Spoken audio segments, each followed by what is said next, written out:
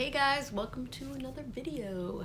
I thought today that I could do a updated video of the supplies that I take for sketch journaling because a lot of things have changed, or I'm trying something new. So I just thought it would be fun. So first, I'll talk about the sketchbook. Normally, I use the Canson Mixed Media, which I just finished one. I'm gonna do a flip through on this pretty soon. But I kept seeing this one show up online, like people that I really admire who are urban sketchers or sketch journaling people. They use this, and this is a Stillman and Byrne sketchbook. I haven't even done a single page in this yet because it's brand new. It has really thick pages, and normally I like spiral bound, but I kind of missed drawing across an entire spread, so I thought it would be fun to switch it to this for a while. This is really interesting paper because it's not watercolor paper that usually has like a texture on it, and this is very smooth, like a cold press. So I'll have to do another video on my thoughts on this sketchbook because I'm really excited to try it. So there's that. Let's look in my little trusty bag here. This is, I got this when buying makeup one time, Too Faced. It was a freebie. Okay. So right now I have, as usual, I have my pencils, and these are the Alvin Draftmatic Mab Graves limited edition pencils here. I usually use this pink one. It's very thin, 0.3 millimeter. And that's just because I like to sketch with pencil really light first so it can erase well. And I use this triangle eraser that I have no idea what it's called, but I see it in Michael's all the time. So there's the pencils I use. And I always have a white jelly roll with me. I use this for like little highlights on the painting after I'm finished. Let's see. And I usually keep a regular ballpoint pen in there. I don't know why, once in a while I want to use those, and this is a cute little pen I got in South Korea, and it has a really fine tip. So it's really nice to have hanging around. Let's see, of course I have two fountain pens right now. First I got this one. It is a really interesting pen that I'm still not sure what I think about it. It's by Sailor, and it's Japanese. I'll put links to all these things below because I'm not even sure how to describe what this is. Anyway, it has a tip that it goes to a point, but it goes like this, so that when you write on it, you can do really thin lines and really thick lines depending on how you press on it. Now I'm gonna try. I don't know if you'll be able to see this or not. So anyway, it's really cool, but I had a hard time getting the ink to flow the way I wanted, and I couldn't just sketch really fast. Maybe it's just because I'm not used to it. So anyway, I keep this in my bag in case I want to do some thick lines or play around with it, but right now I am mostly using this super nice, I think it's how you say it, Lamy? I don't know. It's a really nice fountain pen that I got. I bought it through Amazon, of course, and it's just a regular old fountain pen. But these guys are really nice. The only reason I know anything about this type of pen is because I, follow people on Instagram that use these, and they swear by them, and it was kind of pricey.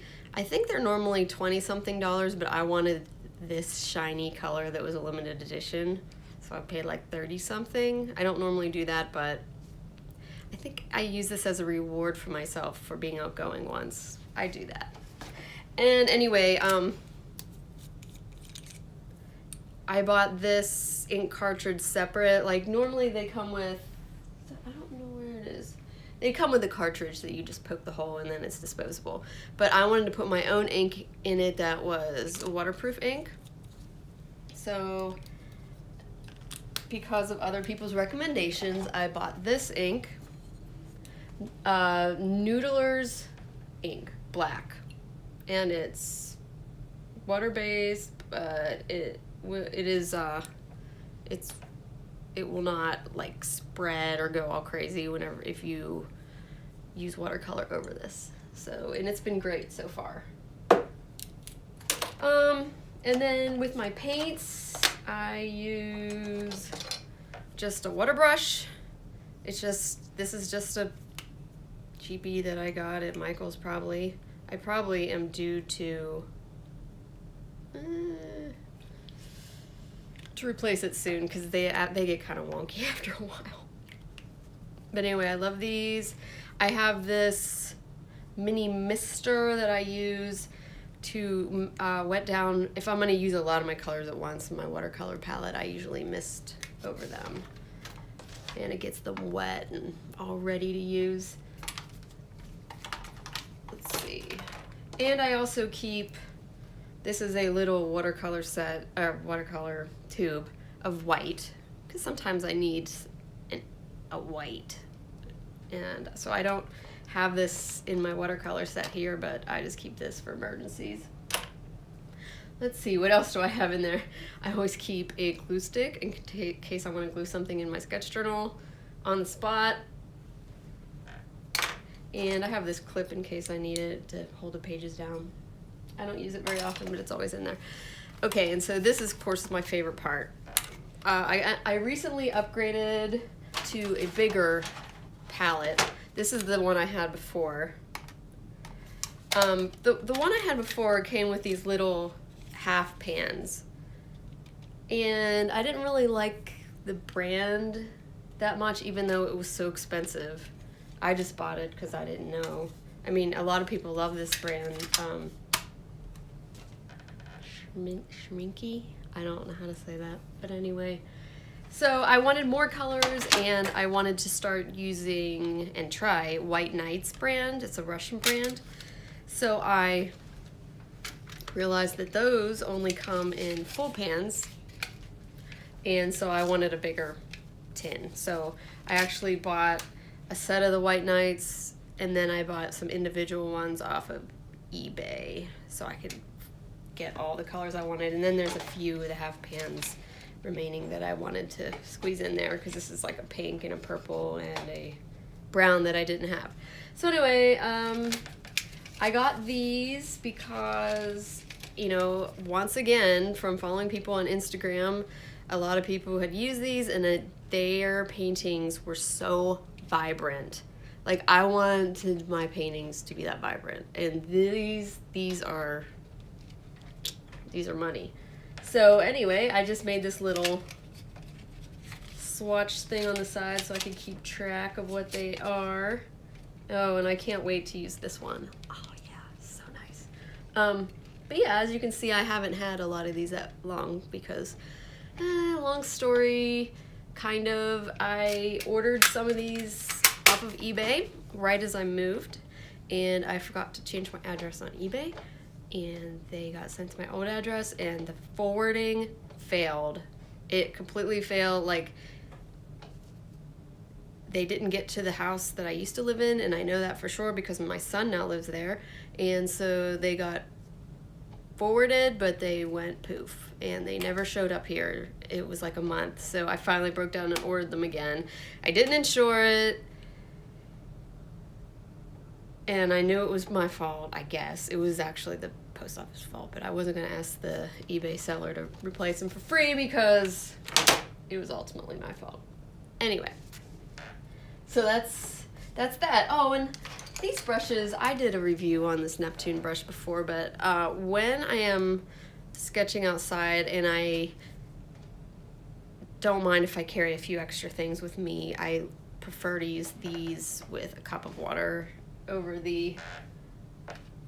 this, just because this is a really great brush to use, and it just holds a lot of water and just makes you feel fancy. It's a Neptune, Princeton Neptune brush. This is a number 4, and this is a small round.